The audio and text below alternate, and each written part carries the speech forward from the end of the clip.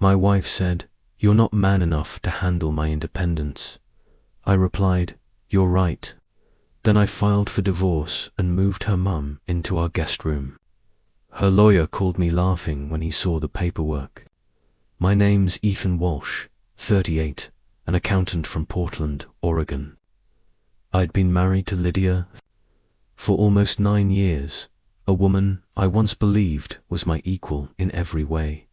Brilliant, focused, and full of the kind of energy that made you feel like the world could bend around her ambition. When we first met, she was still climbing her way up the corporate ladder, sharp-tongued and radiant, the kind of person who made meetings feel like performances. I fell fast, harder than I ever thought possible.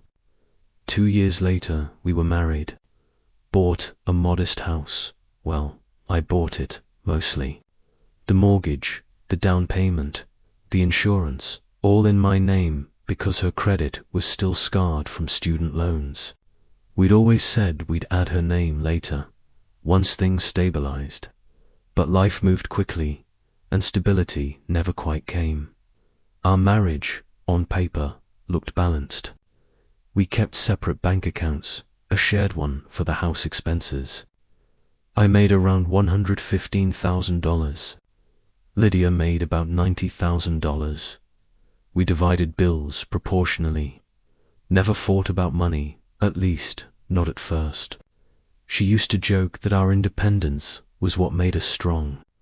"We're not one of those couples who suffocate each other," she'd say. And I agreed.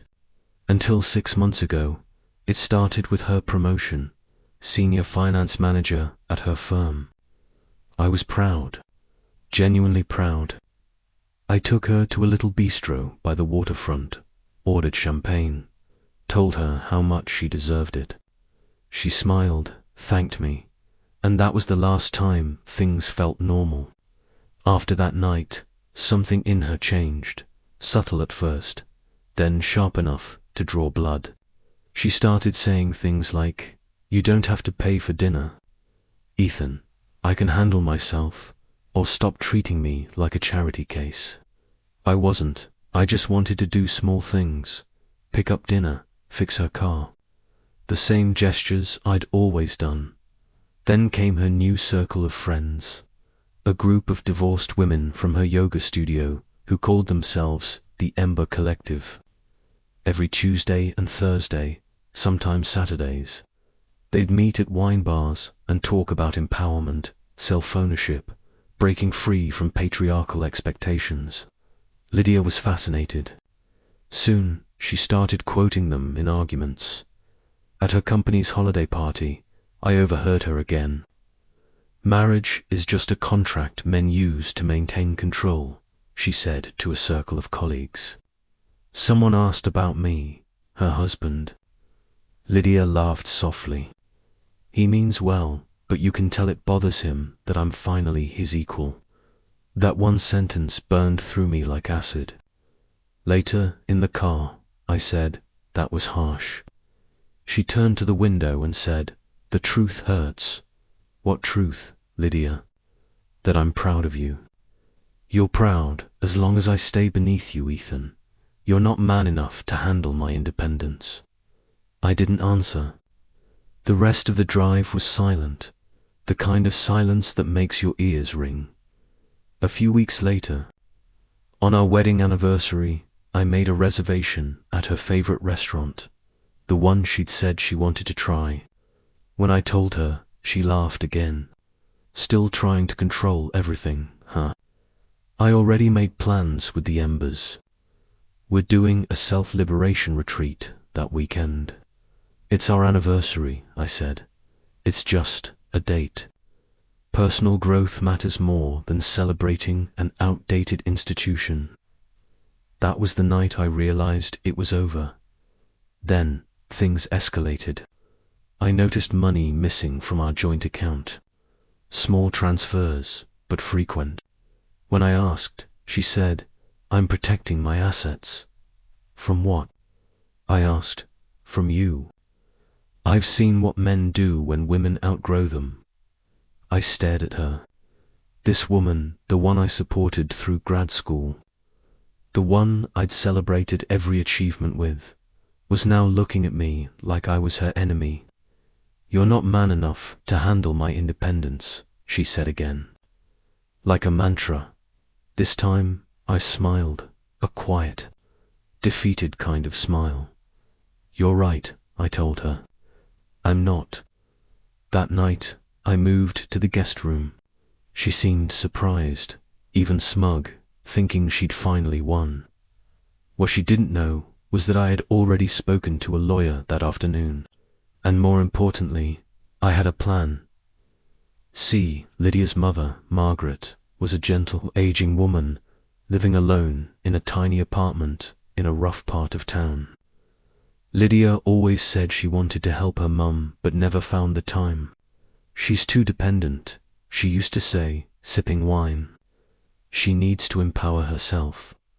So, after Lydia went to bed that night, I called Margaret. "Hey, Margaret. It's Ethan. How would you feel about moving in with me?" Rent-free there was silence. Then, "Oh, Ethan, are you sure? What about Lydia? Don't worry about her. It's my house. And you've always treated me with kindness. You deserve better than where you're living now." The next morning, I filed for divorce.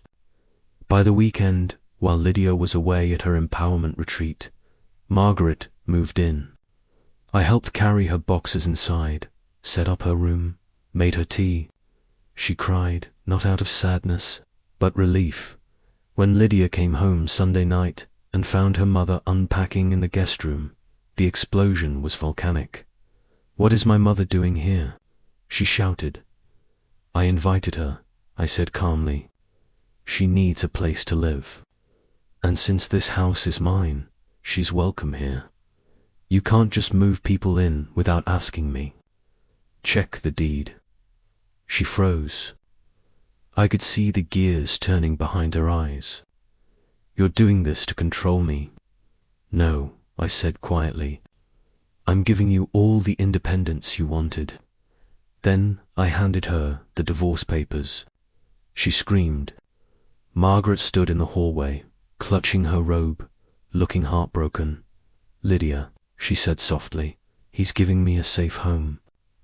"That's not control. That's kindness." But Lydia didn't listen. She stormed upstairs, slammed the door, and cried until morning. I sat in the living room with Margaret that night. She whispered, "You didn't deserve this." I didn't answer. I just stared at the house I'd built, the life I'd thought was shared, and realized it had all turned into a stage for one woman's performance of independence, one that no longer had room for me. And as the rain hit the windows, I thought maybe she was right. Maybe I wasn't man enough to handle her kind of independence. But maybe that wasn't such a bad thing after all.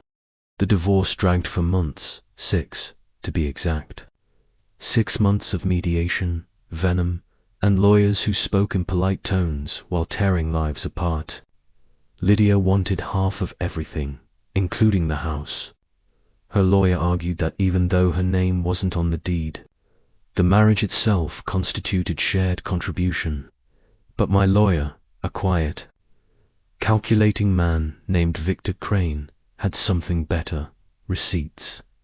Every mortgage payment, every property tax, every repair bill, all under my name, all from my account. Lydia had never once contributed a cent. And then there were the text messages, archived, time-stamped, where she said things like, "You handle the house stuff. I'll handle my freedom." Freedom, indeed. When the day came for the court hearing, Lydia walked in wearing a white suit, symbolic. Probably clean, reborn. Her Ember Collective friends were in the audience, whispering encouragement. Margaret sat behind me, clutching her purse, eyes red. The judge listened patiently as Lydia spoke about empowerment, about how marriage was a cage disguised as comfort. I didn't interrupt. I didn't even look at her. When it was my turn, Victor simply stood and said, "Your Honor, we are not here to debate ideology. We are here to discuss evidence." Then he laid out a folder, transaction histories, screenshots, a notarized timeline. It wasn't vindictive, it was surgical. Lydia's confidence cracked with every page. By the end, she was trembling. When the judge ruled in my favor, granting me full ownership of the house and denying her spousal support on grounds of financial independence, Lydia's face went pale. She whispered, "You'll regret this." I whispered back, "You already do." A month later, the divorce was finalized. She moved out, taking her designer clothes, a few pieces of furniture, and her laptop, though not before sending me one last email. "I hope you and my mother are happy living in your little shrine of control. You'll never understand what true freedom feels like." I didn't reply, because 3 weeks later I saw her again, not in person, but online. Someone from her company sent me a link. Finance manager Lydia Walsh fired after misuse of corporate funds. Turns out, those transfers she'd been making weren't just from our joint account. They were from her corporate card too, labeled as wellness expenses, seminar fees, networking dinners. But in reality, all payments to the Ember Collective's retreats, including the one where she'd told everyone. I was emotionally abusive. The company investigated quietly, then publicly, and when the story hit LinkedIn, the comments were merciless. "Empowerment doesn't mean fraud." Another fake feminist hiding behind buzzwords. Imagine preaching independence while stealing from your employer. Lydia deactivated all her accounts within a week. I didn't rejoice. I didn't post, didn't gloat. But I did print one article and place it in a folder. The same one where I'd kept our mortgage documents. Not out of spite, but closure. Margaret stayed with me. She cooked, cleaned, watered the plants Lydia used to neglect. The house felt warm again. Sometimes she'd talk about Lydia, how she'd been a kind little girl once, before she started believing that love was a transaction. And sometimes, when the nights were quiet, I'd catch Margaret crying softly at the kitchen table, holding her tea. She never blamed me. If anything, she apologized for raising a daughter who forgot the difference between independence and cruelty. I'd tell her, "It's not your fault." But I wasn't sure if I believed it then. One Sunday morning, 6 months after the divorce, there was a knock at the door. Margaret opened it, froze, and called for me. Lydia stood there. Her once perfect hair was unkempt, her eyes tired, her white suit traded for a faded hoodie. She looked small. "Ethan," she said quietly, "can we talk?" I didn't answer right away. I stepped aside and let her in. She sat at the table, the same one where her mother had cried so many nights, and clasped her hands. I lost my job, my apartment. Most of my friends stopped returning my calls. "I'm sorry," I said, and I meant it. She nodded. "I just wanted to say you were right about everything." Then she looked up, eyes glistening. "You were always proud of me. I just couldn't stand that you were proud before I was perfect." It was the first honest thing she'd said to me in years. Margaret reached over and held her daughter's hand. Lydia broke down, sobbing into her mother's arms. I stood there for a long time, silent, watching a woman who had finally discovered that freedom without grace was just another kind of loneliness. When she left that evening, she paused at the door and said, "You really were man enough, Ethan. I just wasn't woman enough to see it." She walked away into the rain, the same rain that fell the night everything ended. And that's when I realized, sometimes revenge isn't about destruction. It's about peace, and peace, in the end, was the one thing she couldn't take from me. 3 months passed. Life, at last, began to breathe again. I settled into a quiet rhythm, morning runs, coffee by the window, Margaret humming in the kitchen. The silence that used to feel suffocating now felt like peace. But peace, I've learned, is never permanent. It's just the space between storms. One afternoon, I got an envelope in the mail. No return address, just my name, written in a familiar, looping script. Lydia's inside wasn't a letter. It was a flash drive. For a moment, I hesitated. I thought maybe it was some bitter, parting gesture, a final jab. But curiosity won. I plugged it into my laptop. The drive contained a single folder labeled Ember_Rebirth_Docs. Inside, spreadsheets, emails, and bank records. Hundreds of them. And at the top, a note in plain text. They used me. They're still using women like me. Do what you want with this, Ethan. Maybe it'll make up for something. The emails told the story. The Ember Collective wasn't just a women's empowerment network. It was a money funnel. They charged thousands for retreats, coaching sessions, and investment mentorships, all under the guise of feminine financial sovereignty. But the funds were being redirected into a single holding company, Emberwell LLC, run by a woman named Dr. Tessa Klein, a psychologist turned in, who marketed herself as a spiritual wealth architect. Bank records showed transfers from over 60 women across 3 states and nearly $2.7 million routed into Emberwell's Cayman account, and among the documents was a single PDF, confidential NDA template, PDF. It contained a clause threatening to publicly expose toxic or patriarchal behavior of any woman who spoke out against them, blackmail disguised as sisterhood. I sat back, staring at the screen. Lydia hadn't just fallen for a scam. She'd been recruited into it, used as a spokesperson, then discarded when she became a liability. It would have been easy to delete the folder, move on. But something in me shifted. Maybe it was justice. Maybe it was compassion. Maybe both, that night. I sent an anonymous email to a journalist I'd once done taxes for, Sarah Delaney, AN, investigative reporter for the Seattle Tribune. I attached the files, wrote a short note, check into Emberwell LLC, follow the money, and look for the women they silenced. 2 weeks later, the headline hit the front page, Empowerment or Exploitation.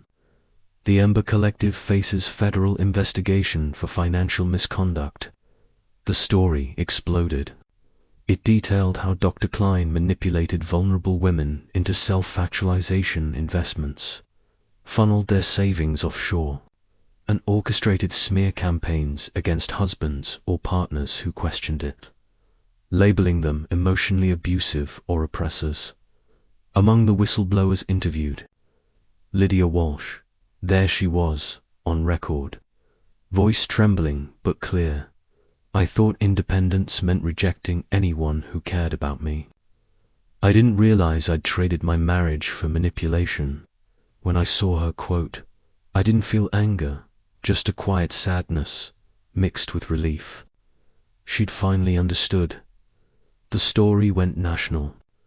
The FBI launched an inquiry. Dr. Klein was indicted for wire fraud and coercion. Emberwell shut down within weeks, and then something strange happened. My inbox began filling with emails, dozens, then hundreds, from men across the country. Husbands, boyfriends, brothers. Their stories echoed mine. Women they loved pulled into collectives or coaching networks, that weaponized empowerment into alienation. Most weren't angry. They were just broken, so I did something I never planned to. I started a forum, Silent Strength, a private online space for people, men and women both, recovering from emotional manipulation disguised as empowerment. It wasn't therapy. It wasn't revenge. It was just a place to be heard. 3 months later, Lydia joined. Under a pseudonym at first, but I knew it was her. Her posts were thoughtful, remorseful. She started helping new members, guiding them through the guilt of realizing they'd hurt people who loved them. One night, she messaged me directly. "Lydia, I read your post about forgiveness. Do you think it's ever possible to earn it?" Me, forgiveness isn't earned. It's accepted when both people are ready. Lydia, are you ready? Me, not yet. But I'm closer than I was yesterday. She didn't reply, but she didn't need to. Sometimes, Margaret asks if I'd ever take her back. I tell her no, not because I hate Lydia, but because I finally understand that loving someone doesn't mean saving them from themselves. And as I sit here, watching the rain hit the same window it did that night, I realize something simple, maybe the most powerful truth of all. You can't control who someone becomes when they find independence, but you can control who you become when they leave. And that, I've learned, is what real strength and real peace actually looks like.